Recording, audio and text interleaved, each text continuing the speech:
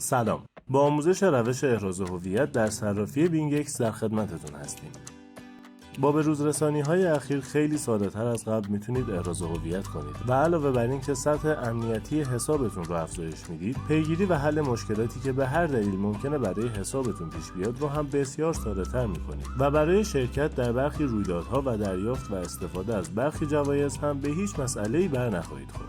برای تکمیل احراز هویت در صفحه اصلی اپلیکیشن روی نماد آواتار کلیک کنید و وارد منوی احراز هویت شوید. کشور ایران را از بین گزینه‌ها انتخاب کرده و برای احراز هویت با کارت ملی روی گزینه آیدی کارت کلیک کنید. همکنون با استفاده از کارت ملی یا پاسپورت میتونید احراز هویت را تکمیل کنید. در آینده قابلیت احراز هویت با استفاده از گواهینامه نیز فراهم خواهد شد. در مرحله اول تصویر روی کارت و در مرحله دوم تصویر پشت کارت ملی را عکس گرفته و تایید کنید. در مرحله سوم تلفن همراه را در مقابل چهره خود نگه دارید به طوری که چهرهتان در کادر مشخص شده قرار بگیرد و کمی صبر کنید تا سیستم به طور خودکار چهره شما را اسکن کند.